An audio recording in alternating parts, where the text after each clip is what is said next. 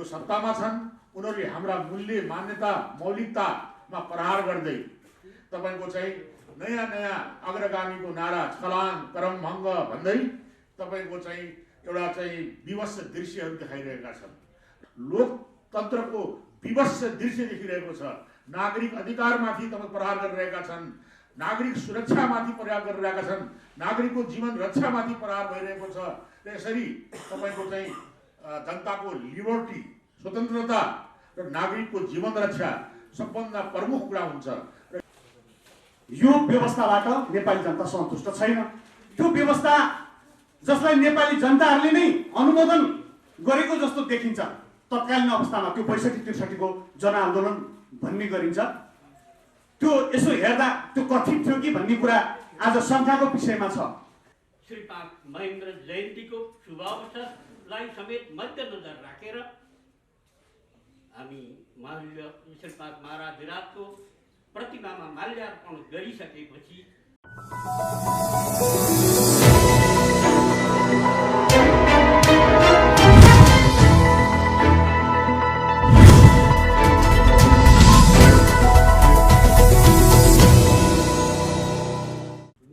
संसारका लागि मार्गदर्शन गर्ने यो देश संसारको पिछलग्गु जस्तो अवस्थामा भएर गुज्रिरहेको दुर्भाग्यपूर्ण अवस्था हामी सबैले भोगिरहेका छौँ। यसै परिप्रेक्ष्यमा हाम्रो राष्ट्रिय मान्यता मूल्य मौलिकतालाई जगेर्ना गर्ने उद्देश्य लिएर नेपाल नागरिक अभियानले सम्पूर्ण राष्ट्रवादी शक्तिहरूलाई साथमा आह्वान गर्दै सबैको चाहिँ नि संयुक्त प्रयासबाट सशक्त रूपमा आफ्नो मूल स्वरूपमा अगाडि बढ्नको लागि सम्पूर्ण धर्मको जरोको रूपमा रहेको राजसंस्था जो अनादि छ, जो नेपालको एउटा चाहिँ विशाल नेपालको चाहिँ सम्भाग पनि हो, संरक्षक पनि हो र सम्पूर्ण विविधतामा एकताको प्रतीक पनि हो। त्यस कारणले जसरी हिमालय समग्र ब्रह्माण्डको एउटा चाहिँ मेरुदण्ड, त्यस्तै चाहिँ मानव सभ्यताको मेरुदण्डको रूपमा रहेको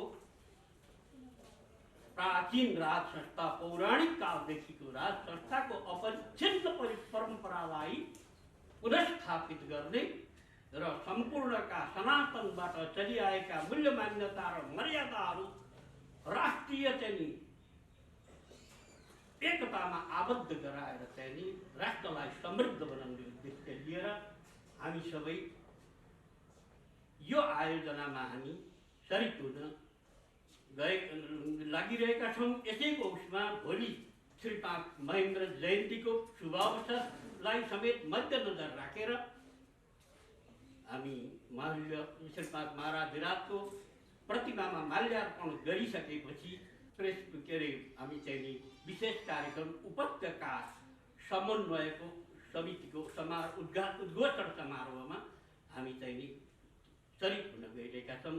प्रत्येक नेपालीले आफ्नो सनातन धर्म र पारस्परिक सद्भाव कायम राखी 4 जात 36 वर्णको साझा फुलबारीका रूपमा पौराणिक कालदेखि नै नेपालले आफ्नो स्वाभिमानपूर्ण छवि कायम राख्दै आएकोमा केही दशक यता मूल्यहीन राजनीति र अनुत्तरदायी प्रवृत्तिले सनातन धर्म र संस्कार पद्धतिलाई परित्याग गराई नेपाली मौलिकता र राष्ट्रिय स्वाभिमानलाई उपेक्षा गर्नाले प्रावलम्बी निलीह बन्दै आएको पीडा सबैले अनुभव गरेको त्यो सत्य हो।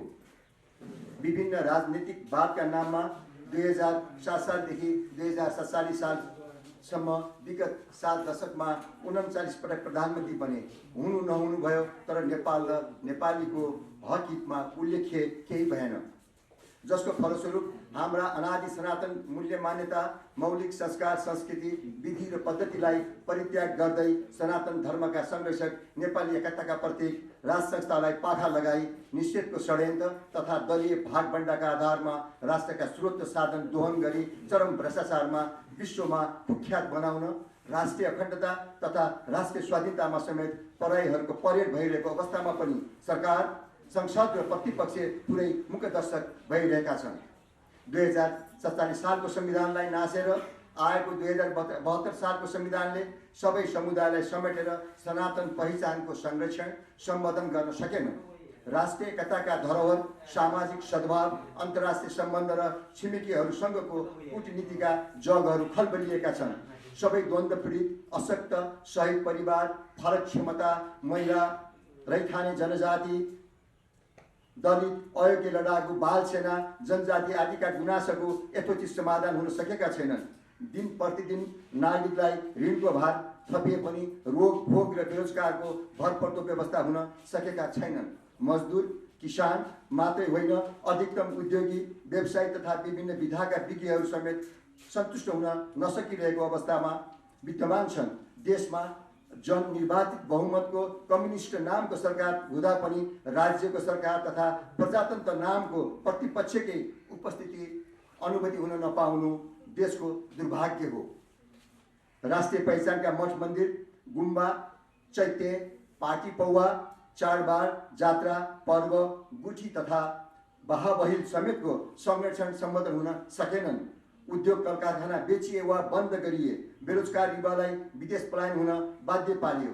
यस राष्ट्रिय सङ्कटबाट राष्ट्रलाई बचाउन सनातन धर्म हिन्दू राज्य र संवैधानिक राष्ट्र संस्थाको अभिभावकत्वमा प्रजातान्त्रिक व्यवस्था कायम गर्ने संहिता खारेज गर्ने उद्देश्यले नेपाल नागरिक अभियानले अधिराज्यभरि अभियान चलाई देशभर सङ्गठन विस्तार गर्दै आजसम्म 43 जिल्लामा पुगिसकेका छौँ।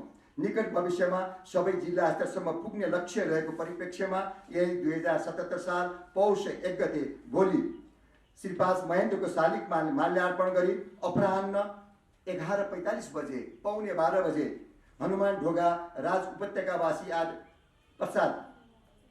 हनुमान ढोगा राजप्रसाद पटाङ्गिनीमा भेला जम्मा भई काठमाडौँ उपत्यका समन्वय उद्घोषण समारोहको आयोजना गरेको छ।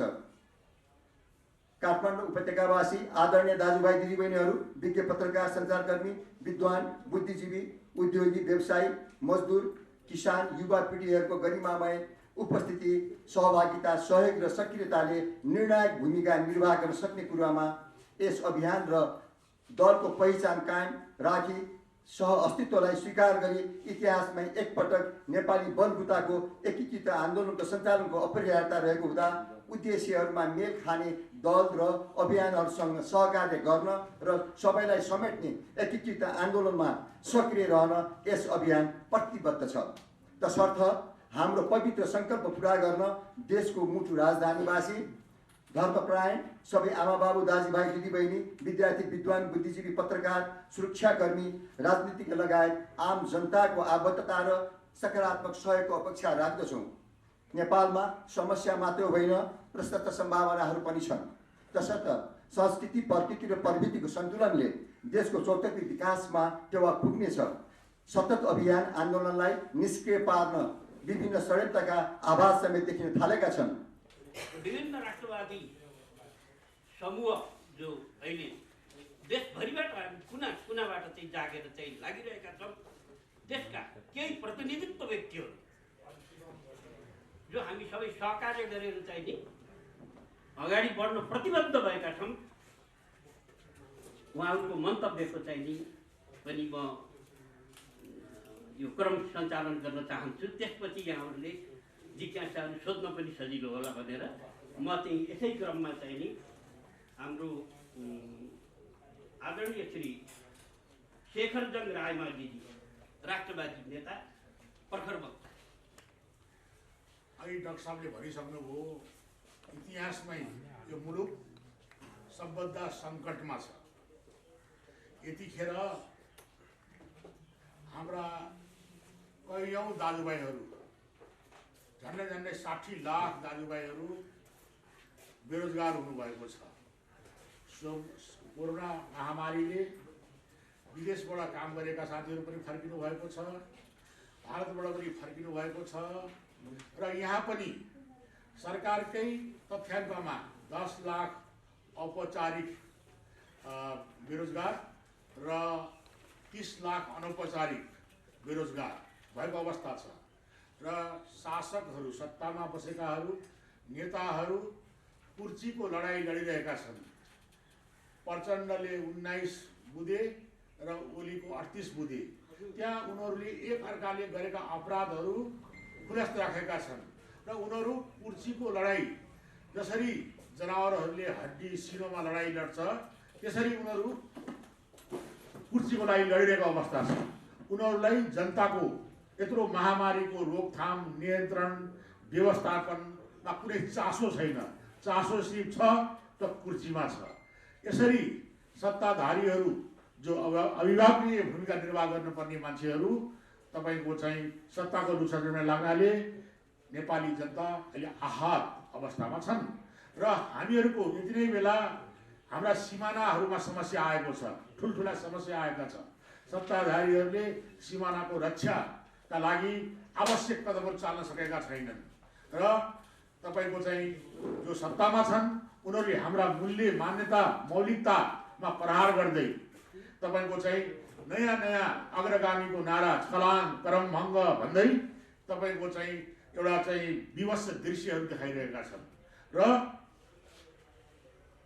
यो मुलुक तपाईको चाहिँ हिजो हाम्रो पिता पुर्खाले रगत बगाएर लडेर बनाएको मुलुक हो र तपाईँ हामी वीर पुर्खाका सन्तान हौँ र हामीले यसरी देशको अवस्था नाजुक अवस्था भइसकेपछि तपाईँ हाम्रो कर्तव्य हुन्छ आफ्नो मुलुक बचाउन र हाम्रा नागरिकहरू, हाम्रा दाजुभाइहरूको सुरक्षाको लागि, उनीहरूको रक्षाको लागि हामीहरू अगाडि आउनुपर्ने हुन्छ।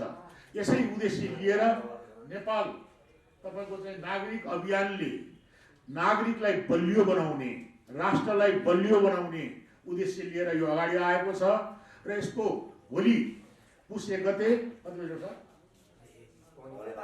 12:15 बजे हनुमान ढोकामा यसले आफ्नो एउटा चाहिँ उद्घोषणको कार्यक्रम राखेको छ। त्यसमा म पुनरुत्थानवादी शक्तिको प्रमुख नेताको हैसियतले म हाम्रो शक्तिको तर्फबाट उहाँहरूलाई साथ र समर्थन दिँदैछौँ र म सम्पूर्ण दाजुभाइ दिदीबहिनीहरूलाई भोलि त्यहाँ 12:15 बजे उपस्थित भएर हामीहरूको कार्यक्रममा तपाईँको चाहिँ सहयोग, त्यहाँ उपस्थित भएर सहयोग गरिदिनको लागि मेरो अनुरोध छ। र अन्तमा यदि हामीले तपाईको चाहिँ यो यसरी देश एउटा सङ्कटमा परेको बेलामा हरेक नेपालीको कर्तव्य हुन्छ कि हामी तपाईको चाहिँ सबैजना हामीले चाहिँ अब एकता, राष्ट्रिय एकता तपाईको चाहिँ बनाउन सक्नुपर्छ। त्यसको लागि हामीले राजा र नागरिक, हामी जनताको एकत्वको कुरा गरिरहेका छौँ र यतिखेर प्रजातन्त्रको नाम लिनेहरू जो सत्तामा छन्, लोकतन्त्र लोकतन्त्र लोकतन्त्र भनिरहनेहरू, तर लोकतन्त्रमाथि नै सबभन्दा ठुलो धन्ची उडाइरहेका छन्, प्रहार गरिरहेका छन्। लोकतन्त्रको विवश दृश्य देखिरहेको छ। नागरिक अधिकारमाथि तपाईँ प्रहार गरिरहेका छन्, नागरिक सुरक्षामाथि प्रहार गरिरहेका छन्, नागरिकको जीवन रक्षामाथि प्रहार भइरहेको छ।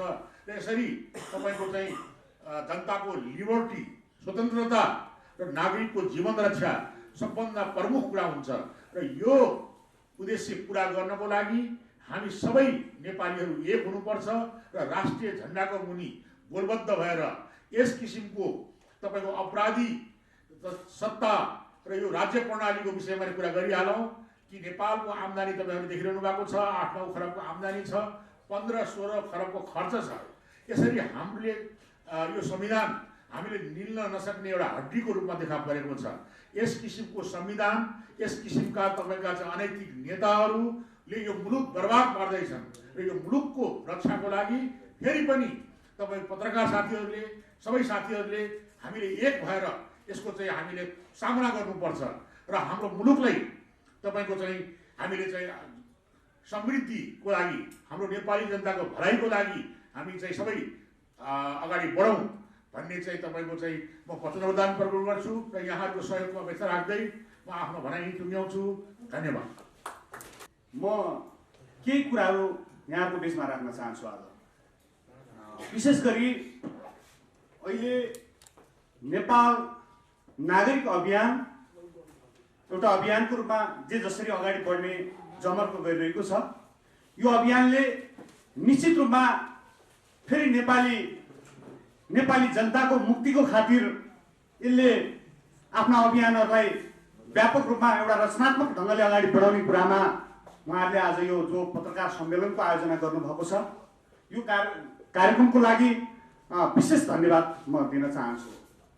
र अब यति मात्रै दिएर पुग्दैन कि हामीले विशेष गरी अघि हाम्रा चाहिँ सञ्चालकज्यूले भनिसक्नु भएको छ, म कुनै पार्टीसँग आबद्ध छु, शिवसेना नेपालको सहसंयोजकको जिम्मेदारीको कुरा गर्दै गर्दा हामीले आम रूपमा आज जुन बेसबाट नागरिक आन्दोलनहरूको सिर्जना भयो, नागरिक आन्दोलनहरू जहाँबाट तय भयो त्यहाँ केही न केही त्यहाँ हाम्रो भूमिका, हामीहरूले खेलेको भूमिका, हामी आम नेपालीहरूको बिचमा, आम नेपाली जनताको बिचमा हामी पुगेको कुरा म यहाँको बिचमा राख्न चाहन्छु। विशेष गरी यो पछिल्लो घटनाक्रम जसरी अहिले मुलुकको जुन स्थिति अघि पूर्वोक्ता साथीहरूले राखिसक्नु भएको छ, हामी जर्जर अवस्थामा छौँ, हामी अत्यन्तै निरीह भएर बाँच्नु परेको अवस्था छ। यो निरीहपन, यो हामी किन यो समस्यामा आइरहेका छौँ त? हामी किन हाम्रा कुराहरू बोल्न सकिरहेका छैनौँ? लोकतन्त्र गणतन्त्र जस्ता असाध्यै सुन्दा हेर्दा बोल्दा चाहिँ राम्रो शब्द लाग्ने, तर त्यहाँभित्र किन जनता पिल्सिए, किन जनता आफ्ना समस्याहरू चाहिँ जिउँदा तिउँछन् भन्ने विषय मुख्य कुरा हो। त्यसो हुँदाखेरि यो व्यवस्थाबाट नेपाली जनता सन्तुष्ट छैन। त्यो व्यवस्था जसलाई नेपाली जनताहरूले नै अनुमोदन गरेको जस्तो देखिन्छ तत्कालीन अवस्थामा, त्यो ६५-६३ को जनआन्दोलन भन्ने गरिन्छ, त्यो यसो हेर्दा त्यो कथित थियो कि भन्ने कुरा आज शङ्काको विषयमा छ। त्यसले गर्दाखेरि अहिले विभिन्न क्षेत्रबाट, विभिन्न परिवेशबाट, विभिन्न ठाउँहरूबाट जुन आन्दोलनको उभारहरू यहाँले देखिरहनु भएको छ, त्यो आन्दोलनको उभार आज यो सरकारले ठेक्न सकिरहेको छैन। यहाँ धेरै यी सरकारमा, यी सत्तामा रहेका मानिसहरू आत्तिएको अवस्था छ, यिनीहरू डगमगाएको अवस्था छ। आफ्ना कुराहरू यिनीहरू जति बेला अब यो आन्दोलनबाट हामी बढारिने हो कि भोलि हामीले खाइपिए आएका चिजहरूबाट हामी गुम्ने हो कि, यी सबै कुराको चिन्ता अहिले विभिन्न मिडियाहरूमा आइरहेको छ। हामीले यो सबै विषयमा सबैले हामीले हेरिरहेका छौँ। त्यसो हुँदा फेरि म एउटा कुरा चाहिँ यहाँको बिचमा राख्न चाहन्छु, पत्रकार साथीहरू, विशेष गरी हामी सबै नेपाली जनतालाई एक ठाउँमा उभिने त्यो खालको एउटा चाहिँ एकताको आवश्यकता छ। हामीले अहिले विशेष गरी अहिले डाक्टर ठाकुरमोहन श्रेष्ठज्यूले जुन अभियानको सुरुवात गर्नुभएको छ, यस्ता धेरै अभियानहरू छन्। ती अभियानहरूलाई हामी जोडेर एउटा बलियो शक्ति निर्माण गर्न चाहन्छौँ। त्यो शक्ति निर्माण गर्ने क्रममा हामीले विभिन्न ठाउँहरूमा, विभिन्न सङ्घ संस्थाहरूसँग, विभिन्न चाहिँ कार्यक्रमहरूमा हामी उपस्थित हुँदै भनेका छौँ कि हाम्रो एकबद्धता सहित हामी एकताको सूत्रमा बाँधिएन भने हाम्रा विरोधी, पारस्परिक विरोधी, हाम्रो चाहिँ विरुद्धमा बोलिरहनेहरूलाई हामीले चाहिँ मुकाबिला गर्न सक्दैनौँ। चाहे त्यो वैचारिक हिसाबले होस्, चाहे त्यो नीतिगत कुराले होस्, चाहे त्यो अन्य विषयले होस्। त्यसो हुँदा पहिलो कुरा त हामी एकताको सूत्रमा बाँधिन आवश्यकता छ। हामीसँग भएका, मनमा भएका रिस, राग, द्वेष र चाहिँ सबै कुरा अलि चाहिँ व्यक्ति प्रधान हुने स्थितिबाट फेरि राजनीतिक रूपमा अगाडि जान सकिँदैन। त्यो हाम्रो कर्म गराइ कमजोर हुन सक्छ। त्यसो हुँदाखेरि आम रूपमा सबै जहाँ जसरी लाग्नु भएको छ, जहाँबाट अहिले जसरी कार्यक्रमहरू गरिनु भएको छ, देशभरि सबै नेपाली दाजुभाइ तथा दिदीबहिनीहरूमा हामी उहाँहरूलाई विशेष धन्यवाद ज्ञापन गर्न चाहन्छौँ यो आजको यस कार्यक्रम मार्फत।